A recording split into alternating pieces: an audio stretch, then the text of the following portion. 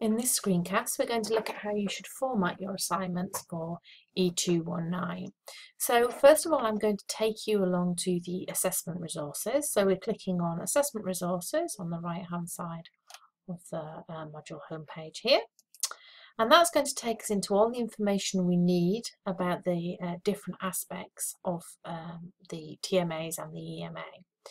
Now, students often go straight into the TMA and begin looking at what's being asked of them there and completely skip this assessment guide. The assessment guide is very useful. It gives you some relevant information and I would encourage you to read it. So it gives you this overall information about what each assessment is worth and what the EMA is worth here. And it also tells you about the learning outcomes for the module as a whole and what it is we're looking for from you.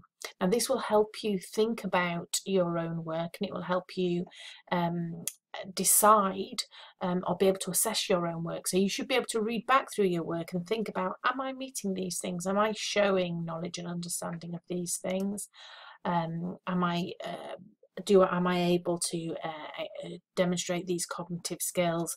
Am I able to demonstrate these key skills in terms of how my assignment is presented? So that's very useful. But the thing that I want to look at with you here is simply this presentation of assignments and word count. Now, in other modules, there is sometimes very strict limits on presentation.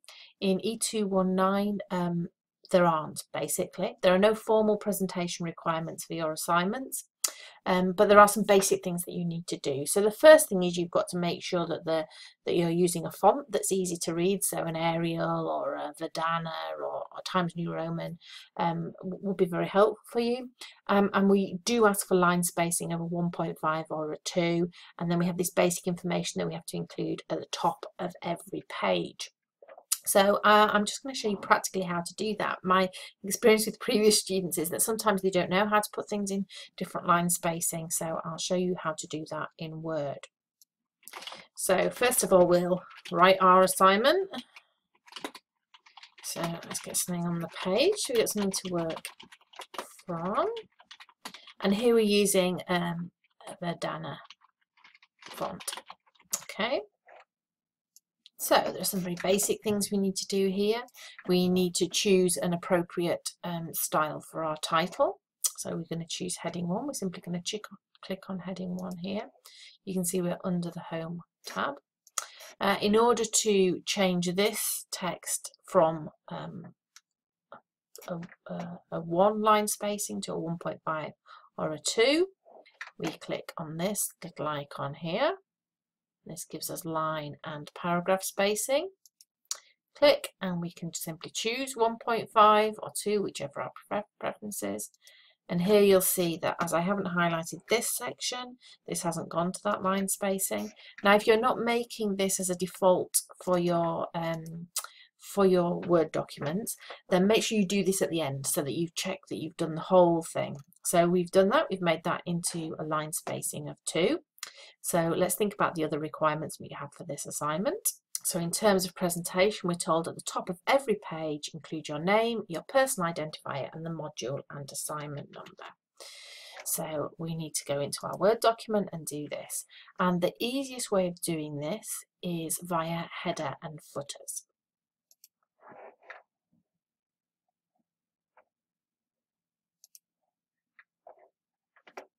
So in order to do this, we need to change to a different menu. So along the top, we're going into our Insert menu. And from Insert, we can choose Header. So that's here. And this will ensure that we have the same text on the top of every single page of our document. So what we're being asked to put in here is name. So I'm going to put in your personal identifier.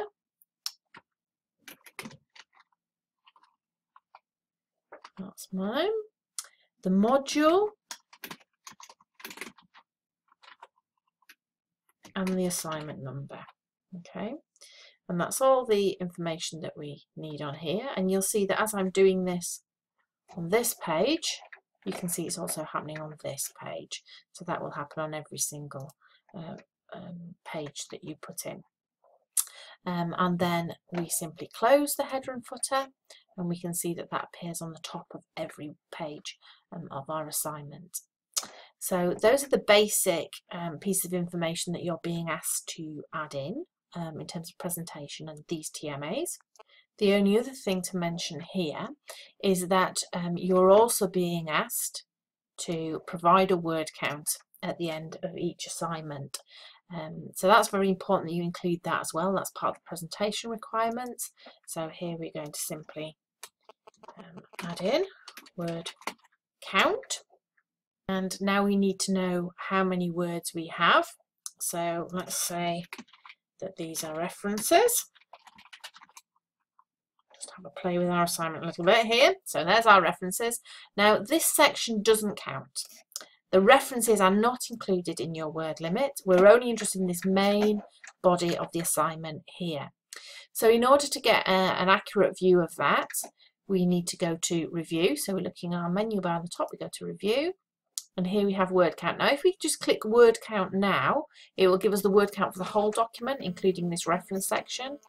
Instead, we only need the main body. So we'll highlight that, click word count, and it will tell us 429 words here. And we simply write that in at the bottom. I hope that's been helpful for you. I look forward to reading your assignments.